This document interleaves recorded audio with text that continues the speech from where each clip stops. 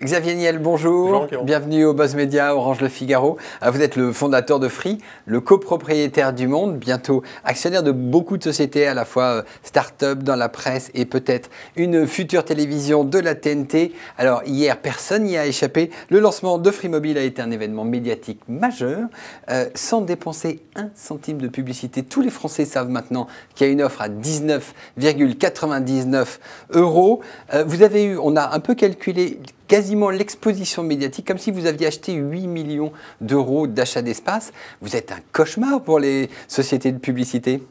Alors je ne crois pas, parce que je crois qu'on a fait battre des records d'audience à tous les sites qui ont parlé de nous. Donc au contraire, pour les sociétés de publicité, on leur a permis de vendre des audiences colossales et donc de vendre beaucoup plus de publicité. Alors vous avez fait des records sur les tweets, vous avez fait des records sur le streaming. Tout le monde en a parlé, pourquoi? Vous aviez bien fait le buzz depuis un mois, vous l'aviez bien préparé? Je pense que le problème il est inverse, c'est que les Français ont pris conscience depuis maintenant pas mal de temps que leurs opérateurs avaient abusé de la situation de par leur oligopole. Donc quand vous leur proposez une alternative, ils en rêvent, et puis quand ils constatent que la réalité est là, eh bien vous avez tous les éléments nécessaires pour faire un buzz, quelque chose qui marche. Bon, vous l'aviez quand même bien mis en scène avec une fusée qui allait bientôt partir, avec des messages codés, avec le verre de Verlaine qui annonçait le débarquement. Alors, on a vu que vos offres, par définition, ont mis vos concurrents Orange, Bouygues et SFR sur les dents. Hier, il y a eu un petit micmac médiatique. Vous avez été refoulé du plateau de Canal+. C'est dû à pression de Vivendi qui a SFR ou c'est autre chose? Non, moi je crois plus simplement que j'avais fait beaucoup d'émissions télé, qu'on m'avait peut-être un peu trop vu à droite et à gauche et que Canal souhaitait peut-être un peu de fraîcheur pour son émission phare. Mais c'est décalé, c'est-à-dire que vous allez y retourner quoi?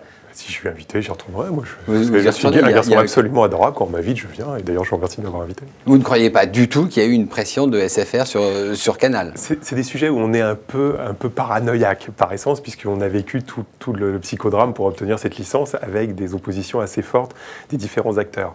Non, le seul média, et je vois que le groupe Canal, hier, nous a quand même, dans son ensemble et sur l'ensemble de ses chaînes, apporté quand même une visibilité sur laquelle on n'a objectivement pas grand-chose, sur lequel on ne peut pas dire grand-chose. Dans le même temps, le seul média qui n'ait pas parlé de nous avant le milieu ou la fin de l'après-midi, ça a été TF1, donc visiblement le seul média qui reste non libre dans ce pays, ou au moins tenu par son actionnaire, ça reste TF1. Il faut être honnête, vous avez eu un sujet en fin du 20h quand même. Tout à fait, mais enfin après plusieurs émissions télé qui rigolaient de la position de TF1 qui avait oublié de dire qu'il existait un nouvel opérateur mobile dans ce pays, et puis on a eu un sujet qui n'a pas été le plus sympathique, mais la liberté des journalistes est importante. D'un autre côté, vous êtes un provocateur, vous aviez envoyé hier un camion devant le siège de Bouygues, devant donc le siège de Martin Bouygues, un camion sur lequel il y avait marqué « Nous ne sommes pas des Romanichel ». Mais écoutez, on vient dire, regardez à quel point on nous reproche parfois d'avoir des méthodes un peu comme ça.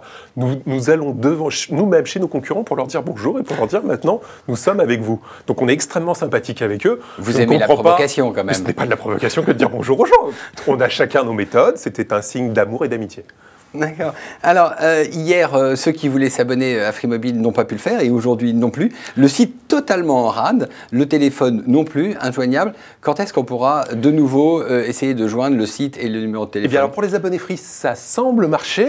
Mais pour tous les autres? Et pour tous les autres, on espère ouvrir dans les heures qui viennent. Le vrai point, et les gens vont le comprendre, c'est que l'on a eu, quand on a ouvert le site, dans la première minute, 1,8 million de personnes différentes qui ont essayé de se connecter dessus, ce qui montre à la fois l'engouement, et puis ce qui montre une nouvelle fois que quoi que l'on fasse, on est toujours au-delà de nos espérances. On avait eu un problème il y a un peu plus d'un an avec la nouvelle Freebox.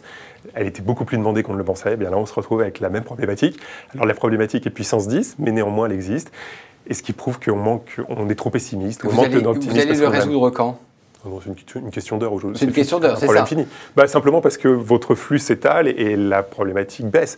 Mais on aurait dû anticiper. Je ne sais pas s'il était possible d'anticiper, mais on aurait dû mieux anticiper quand même. Mieux anticiper, tout à fait. Alors vous êtes un homme des télécoms, mais vous investissez dans beaucoup de sociétés. Et là, on vous retrouve avec quelques grands patrons.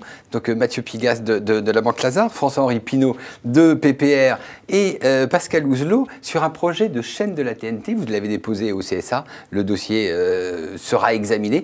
C'est une chaîne qui s'appelle TV. Vous avez quelle espérance dans cette chaîne? Mon sujet personnel, c'est toujours la même chose, c'est d'aider des médias indépendants à exister afin de voir des problèmes que vous évoquiez tout à l'heure. Donc on a besoin d'une presse indépendante dans ce pays. C'est pour ça que vous investissez dans plusieurs petits sites. Voilà, toujours sans en avoir le contrôle, toujours en étant minoritaire et toujours en essayant de ne pas s'occuper d'autre chose que d'apporter de l'argent et d'essayer d'avoir une gestion à peu près convenable. Donc l'idée de cette chaîne, c'est une chaîne sur la diversité et essayer de créer autour de ça quelque chose qui soit nouveau et qui donne une grande liberté d'expression à toutes les communautés. Alors un investissement qui n'est pas passé inaperçu parce qu'il était majeur et structurant, c'est celui que vous avez fait dans Le Monde aux côtés de Pierre Berger et toujours de Mathieu Pigasse. Donc vous venez d'expliquer que vous aimez investir dans les médias pour qu'ils restent indépendants. Il y a quand même une notion de pouvoir, non? Vous aimeriez avoir un peu de pouvoir. Alors écoutez, au Monde, je pense que si vous souhaitez avoir du pouvoir, le seul journal où il faut déconseiller à des gens d'investir, c'est Le Monde, puisque vous avez des journalistes qui ont une indépendance la plus totale et qui, je pense, par essence même, par fonctionnement même, n'aiment pas spécialement leur actionnaire qui risquerait ou pourrait leur imposer quelque chose. Donc on a cette énorme chance en face, c'est que les journalistes du Monde font très attention à ça et qu'à ce jour, il n'y a pas eu de problème entre l'actionnariat et l'éditorial. Je vous rappelle qu'il y a un pacte qui existe et ce pacte laisse la plus entière liberté. Mais je ne pensais pas une seconde sur le fait que vous puissiez appuyer sur l'index, avoir un quelconque pouvoir sur l'index, mais vis-à-vis du reste du monde des affaires, ça fait un peu chic d'être actionnaire du Monde. Je pense que c'est une pseudo-puissance perçue et en rien une réalité. Vous êtes actionnaire, vous couvrez les pertes. Au Monde, le Monde est revenu très légèrement à l'équilibre. C'est bien. Donc c'est plutôt ça notre vrai sujet. Le reste derrière, c'est un pouvoir supposé, mais on n'a strictement aucun pouvoir. Très bien, on verra ça. Xavier Niel, merci beaucoup. Merci de votre invitation. Et nous nous retrouvons demain avec un nouvel invité. Merci. Merci.